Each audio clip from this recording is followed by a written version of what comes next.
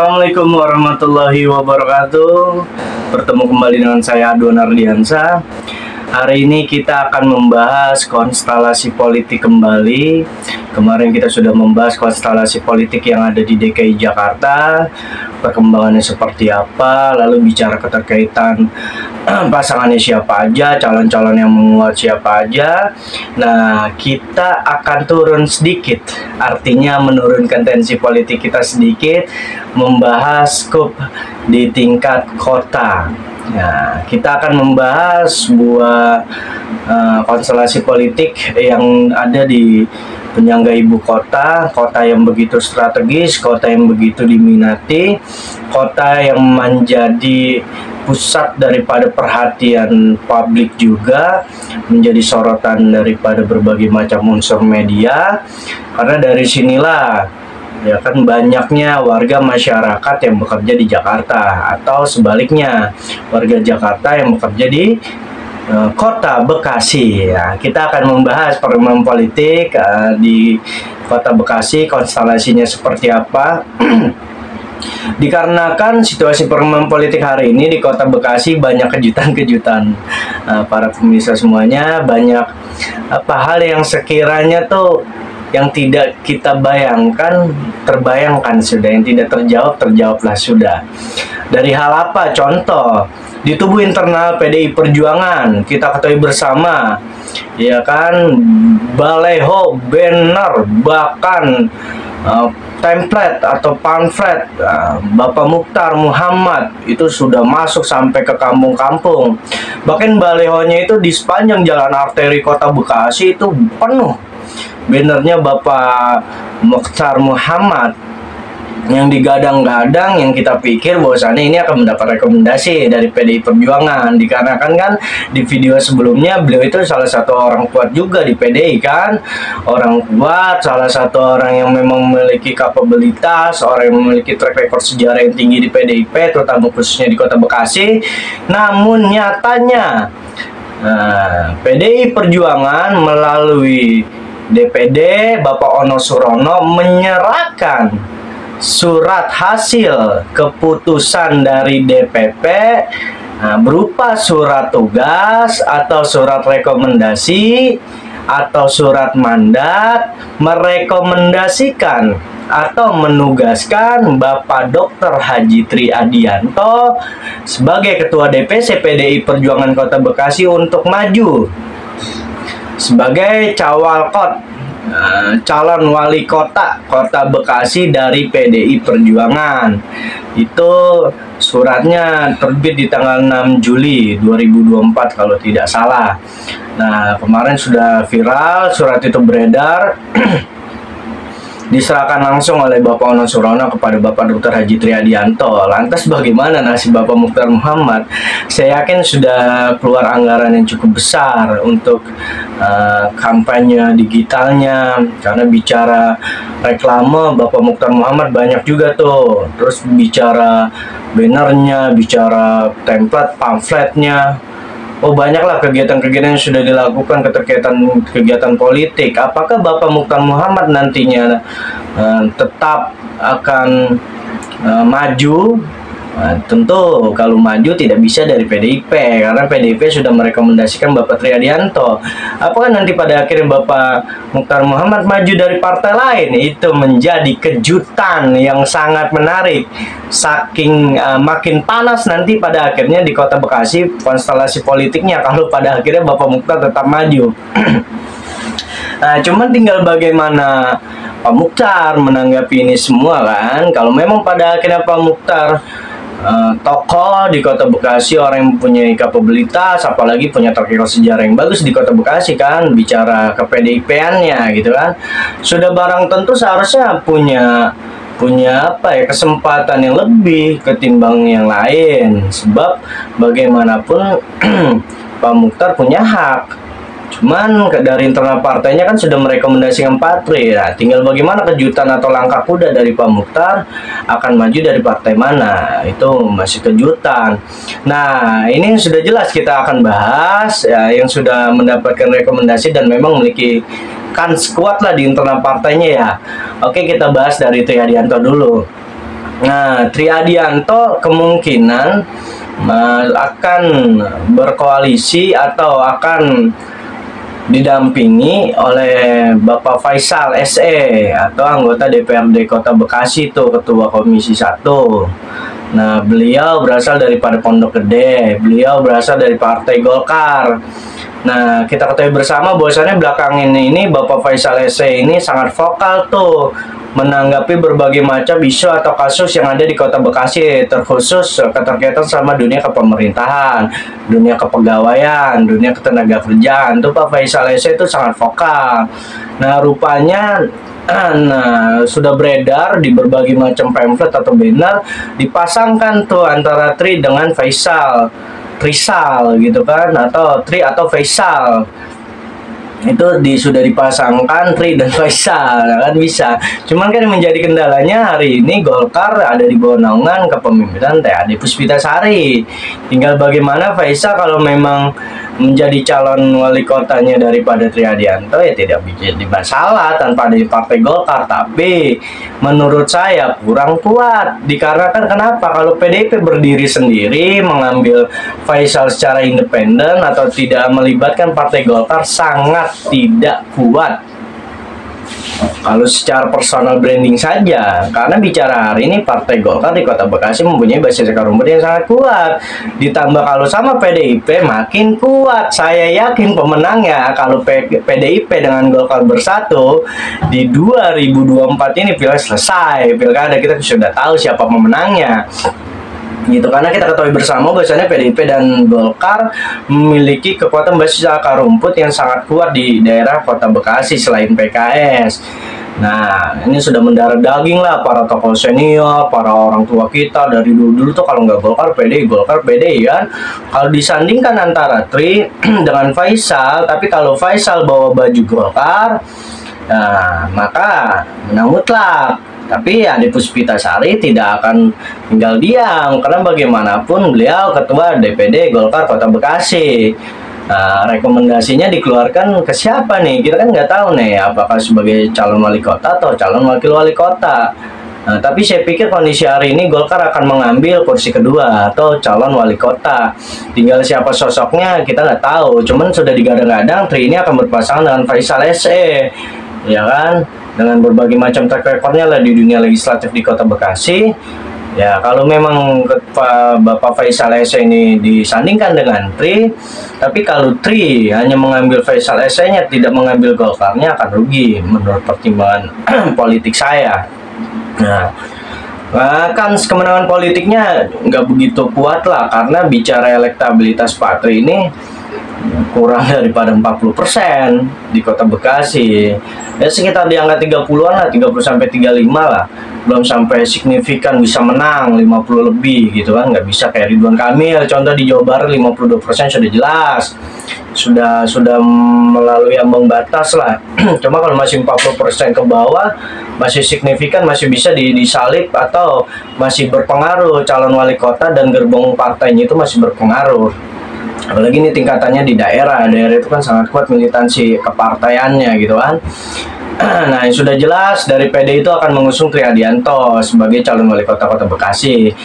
Lalu ada PKS sudah lama nih, dia sudah merekomendasikan Bapak Heri Koswara untuk maju di calon wali kota Kota Bekasi.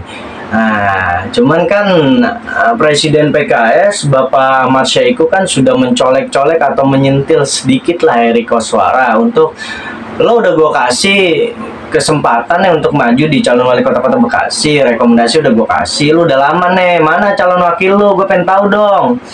Sudah ditagih seperti itu nih sama Bapak Ahmad Syahiku, hingga pada akhirnya keluar statement, ya lo sama Gus Sol aja deh, Gus Solihin tuh P3 tuh. Karena statement kayak gitu bahasanya, udah lu sama Gus Sol aja lah, karena Gus Sol pengen nih bahasanya berpasangan sama Heri Koswara. Nah, gitu kan, kita ketahui bersama Gus Sol orang kuat di P3, punya pundi-pundi lah, artinya punya uang yang cukup untuk modal kampanye. Lalu Bapak Eri Koswara kan kita ketahui bersama bahwasanya orang idealis, orang yang memang sifatnya agamis lah. Secara pundi-pundi masih bisa ditompang lah oleh Gus Sol gitu kan. Ditambah PKS kalau menarik Gus Sol mempunyai keuntungan politik yang sangat luar biasa. Karena secara finansial untuk dana kampanye pilkada kita ketahui bersama bahwasanya kan dananya itu besar. Nah, itu bisa saling take and give lah. Gua minta duit lo gua kasih jatah wakil, bisa seperti itu kan dugaan saya.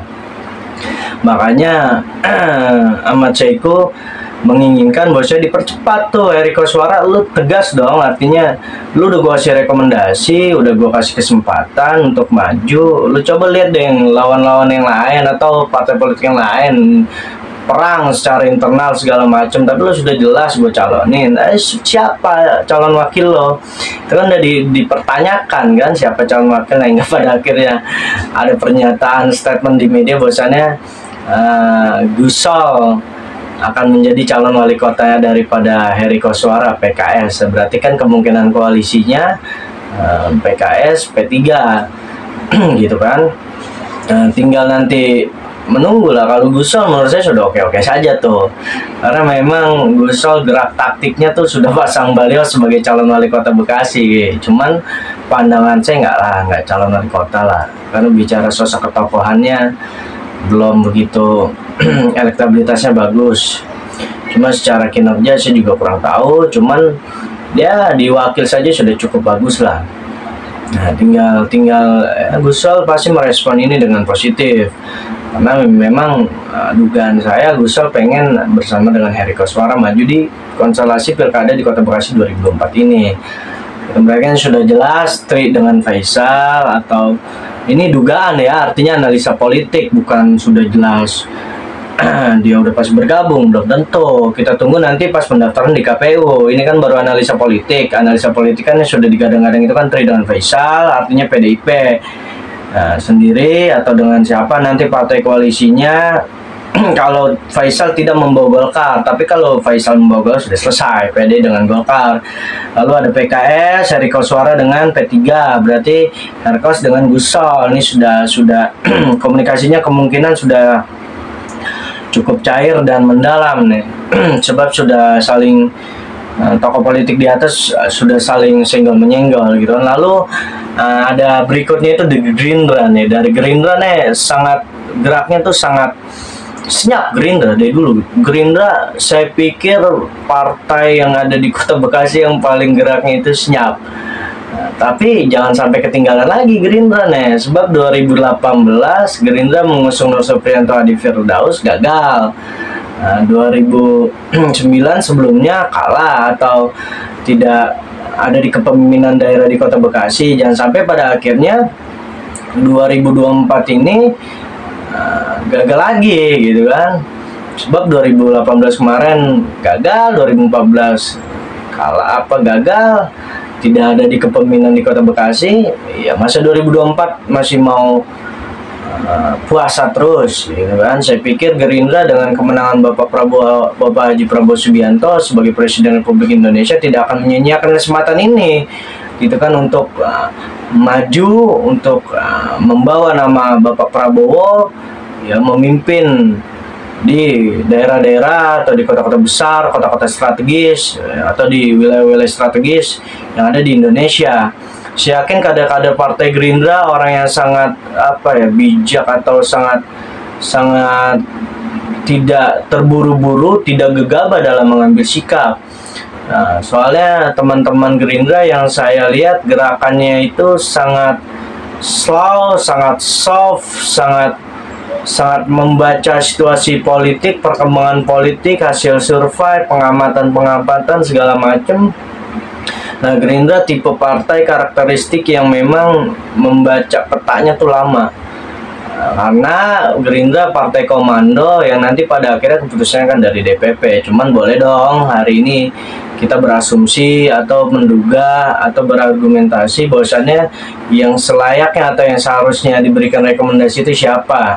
Kita lihat di Gerindra sendiri, terkhusus di Kota Bekasi, sebenarnya tidak ada sosok ya, bahasanya bukan tidak ada sosok secara kepartaian yang ada di Kota Bekasi.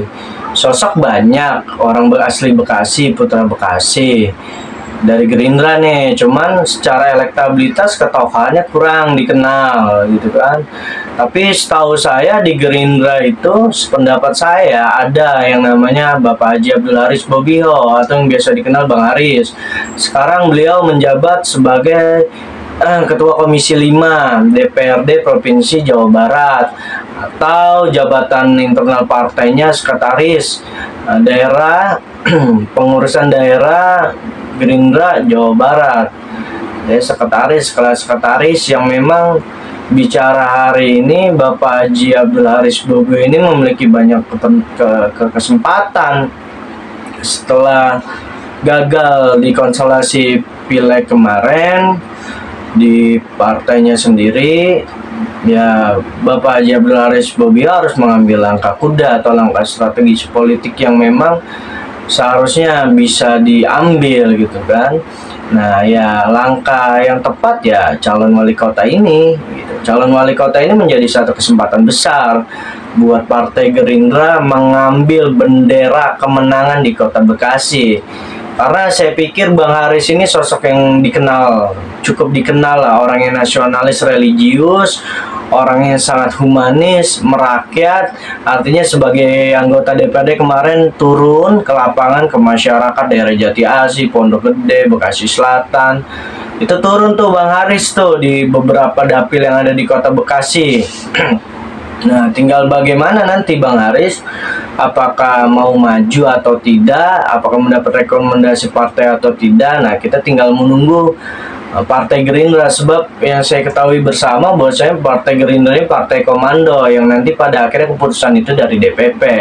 Cuman tokoh yang bisa diusung atau yang bisa diterima bisa dilihat dari kalangan internal partai, dari kalangan masyarakat, dari dapil yang punya sosok track record background yang bagus di Kota Bekasi. Saya cuma Bang Haris di Gerindra ya, Bapak Haji Abdul Haris Bobiho.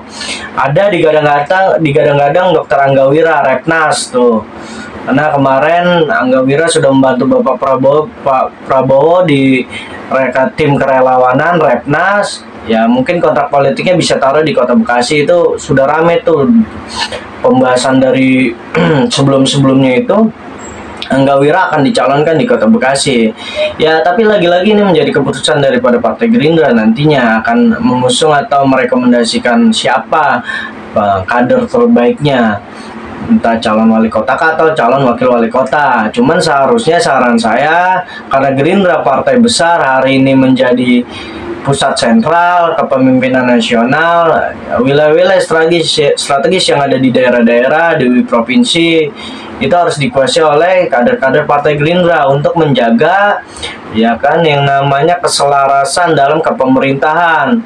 Tuh, saran saya seperti itu. Jadi didoronglah kader-kader terbaiknya untuk maju. Lalu Gerindra bisa menang ketika berkoalisi dengan siapa? Saran saya Gerindra berkoalisi lah dengan Partai Golkar. Nah, bisa Ade Puspitasari, bisa Novel, bisa Jiaan, bisa Faisal. Yang terpenting Gerindra harus berkoalisi dengan partai yang memiliki basis akar rumput yang kuat di Kota Bekasi. Itu kan ya, salah satunya itu yang tadi bisa disebutkan, bisa Ade Puspitasari. Tapi kalau secara runutan garis partai ya bisa berkoalisi dengan Ade Puspitasari. Sebab satu, Ade Puspitasari anggota DPRD Provinsi Jawa Barat, kalau disandingkan dengan Bang Haris, sama-sama orang yang ada di legislatif Jawa Barat. Artinya secara hubungan emosional atau chemistry atau secara komunikasi pasti sudah sering berjalan intens gitu kan. Bisa disandingkan Haris Ade, ya kan, HA atau Hader atau Haris Ade, atau ya banyaklah singkatan-singkatan yang pada akhirnya bisa dirajut oleh tim pemenangan. Sebab Gerindra kalau tidak mengambil Golkar sulit untuk memenangkan konstelasi pilkada yang ada di Kota Bekasi. Kenapa? Gerindra di Kota Bekasi elektabilitasnya belum begitu bagus. Karena jumlah kursinya aja kemarin pileg hanya mendapatkan 6 kursi. Ya kan, secara basis akar rumput di Kota Bekasi kita harus objektif. Gerindra tidak memiliki basis akar rumput massa yang tetap. Sifatnya bukan kepartaian, sifatnya personal. Artinya hubungan komunikasi personal antar kader Partai Gerindra dengan basis massa atau konstituennya. Tuh, karena di Kota Bekasi ini yang memiliki basis akar rumput massa yang kuat hanya Golkar, PDI, dan PKS. Sisanya itu tidak memiliki basis akar rumput massa yang kuat atau yang tetap. Seperti Gerindra tidak tetap basis akar pemilihnya di Kota Bekasi. Nah, dia lebih condong ke tokohannya, contoh kayak Pak Prabowo nih, ya ketokohan Pak Prabowo-nya. Nah, bicara Gerindranya, bicara personalnya. Makanya Gerindra ya ketika mengusung personal yang bagus harus didukung dengan ya kan background atau basis akar rumput partai politik yang tetap untuk mendompleng suara sebanyak-banyaknya di konstelasi pilkada di Kota Bekasi. Nah, bisa dengan Triadianto Gerindra. Artinya koalisi Indonesia Maju dengan Triadianto bisa, Tri Haris bisa, ya kan. Kalau Gerindra nggak ingin wali kota atau tidak bersikeras harus wali kota, bisa wakil Tri Haris tuh cakep tuh. Artinya koalisi Indonesia Maju dengan PDIP bisa tuh dibungkus rapi tuh, pasti menang tuh, saya yakin tuh lawan PKS. Sebab kalau di situ ada PDIP, PKB kan sudah berkoalisi nih dengan Gerindra kan, sudah perjanjian kontrak politik, sudah tanda tangan kontrak politik antara Gerindra dengan PKB, sudah berkoalisi untuk pilkada di Kota Bekasi nih. Ya artinya kalau PDIP mengambil Gerindra sudah pasti bonus dengan PKB, sudah enak, tinggal bargaining dengan Partai Golkar dan partai lainnya lah. Gitu kan. Kalau Golkar bersama dengan Gerindra sudah include sama PKB.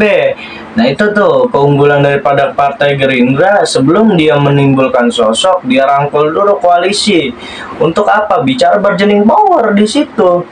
Itu kan artinya kalau pada akhirnya nanti Gerindra mengusungkan calon wali kotanya, kemungkinan pasti kan dari PKB mengusungkan calon wakil wali kota, bisa Sujatmiko. Ya kan? Tapi saran saya kalau lebih kuatnya itu dengan Golkar, entah itu Ade, ya kan, entah itu Faisal, Novel, atau Jiaan, itu bisa dikemas nanti tim pada akhirnya. Nah, lantas siapa saja sosok-sosok yang pada akhirnya bersedih? Nah, saya melihat banyak lah yang sudah beredar tuh di jalan-jalan arteri di Kota Bekasi, banyak baliho-baliho muncul lah saya sebagai calon. Saya bilang cuman yang memiliki kesempatan dan dapat rekomendasi ya orang-orang yang tadi saya sebutkan, karena dia punya kekuatan partai, dia ada di jajaran struktural partai di tingkat daerahnya kuat, petinggi lah, pati lah, dan dia punya basis akar rumput, dia punya money politik, artinya punya uang modal. Karena kita tidak boleh munafik di dunia politik itu, kalau nggak ada uang mesin tidak jalan bos, kalau nggak ada duit akar rumput nggak akan bergerak bos. Jadi salah satu unsur penguat politik itu bisa menang, kita bisa menangkan politik, selain kita memiliki elektabilitas, kita harus punya moralitas. Kalau kita sudah punya moralitas, kita akan punya elektabilitas. Kalau kita sudah punya moralitas, sudah punya elektabilitas tadi, tapi tidak punya uang atau imunitas, maka yang punya imunitas bisa mensuntik elektabilitas, ya kan, bisa mensuntik moralitas. Arti dengan uang bisa mengerjakan semuanya tuh. Sebab hari ini kondisinya masyarakat, terutama di Kota Bekasi atau di inilah, masih bicara politik uang itu masih menjadi konsumsi secara umum lah. Karena bagaimanapun uang itu tidak bisa dipisahkan dari yang namanya dunia politik. Sebab di situ ada politik, pasti di situ ada uang. Di situ ada uang, di situ pasti ada politik. Sebab politik itu keterkaitan dengan kekuasaan. Nah, orang hari ini duduk di kekuasaan tidak lepas dari yang namanya uang. Nah, jadi pilihlah nanti pada akhirnya pemimpin yang memang memiliki moralitas, memiliki elektabilitas, memiliki imunitas, yang terpenting tidak cacat dalam sejarah perpolitikannya, tidak cacat dalam track record sejarah kepemimpinannya, tidak cacat dalam track record sejarah dan pengabdiannya. Itu yang terpenting. Tinggal bagaimana masyarakat. Sudah dipaparkan berbagai macam contoh pilihan, ini sosoknya ini, tokohnya ini, dia sifatnya begini, karakternya begini, silahkan pilih. Karena pilihan kamu, pilihan Anda, pilihan kita semua yang menentukan nasib kita ke depannya bagaimana di Kota Bekasi, gitu kan. Nah, jangan kita lihat bahwasannya oh dia elektabilitasnya bagus, uangnya bagus, moralnya nggak ada, kita pilih. Jangan. Kita pilih, dahulukan dulu yang punya moral. Kalau dia sudah punya moral, artinya dia punya keteguhan dalam memegang apa yang menjadi prinsip hidupnya. Tuh, sehingga ketika dia dipertemukan dengan sesuatu hal yang sekiranya bisa, ya bahasanya menjerumuskan rakyat Kota Bekasi, dia sudah punya prinsip bahwasanya dia tidak akan melakukan hal tersebut.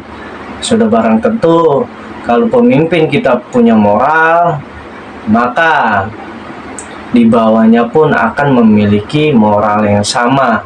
Minimal bisa ditegur sama pemimpinnya ketika pelayanan yang ada di Kota Bekasi tidak baik, bisa ditegur. Bukan menjadi rakyat hari ini dimis-mis, diusap-usap air matanya, dicium-cium tangannya, ketika sudah jadi kita yang ngemis-kemis, kita yang minta bantuan, kita minta tolong, padahal itu dana duit daripada duit kita, duit pajak kita minta pelayanan, kita tuh minta pelayanan, minta dilayani bos. Jangan kadang-kadang kita ke dinas ini, dinas itu, atau ke rumah sakit ini, rumah sakit itu, kita tuh bayar pakai duit pajak kita bos. Kita minta pelayanan, lo ngapa jadi lo yang semena-mena sama kita? Kadang kita temui kayak begitu kan. Artinya banyak pelayanan, kantor pelayanan yang ada di Kota Bekasi ini seenak jidat gitu, dalam artian lu mentang-mentang kerja di sini belagu. Gue tuh rakyat itu tertinggi jabatannya dalam struktural kekuasaan bos, ingat itu. Jadi jangan sembarangan, jangan belagu, jangan sombong. Ketika kita punya pemimpin yang mempunyai moralitas yang tinggi, maka minimal ketika bawahannya tidak baik, dia bisa tegur, dia bisa pecat, dia bisa pindahin tuh, dia bisa mutasi tuh. Sehingga yang ada di pikirannya hanya menyenangkan masyarakat Kota Bekasi, membahagiakan masyarakat Kota Bekasi, mensejahterakan masyarakat Kota Bekasi, menjadikan Kota Bekasi menjadi kota yang maju, sejahtera, dan insan. Wabillahi taufiq wal hidayah. Wassalamualaikum warahmatullahi wabarakatuh.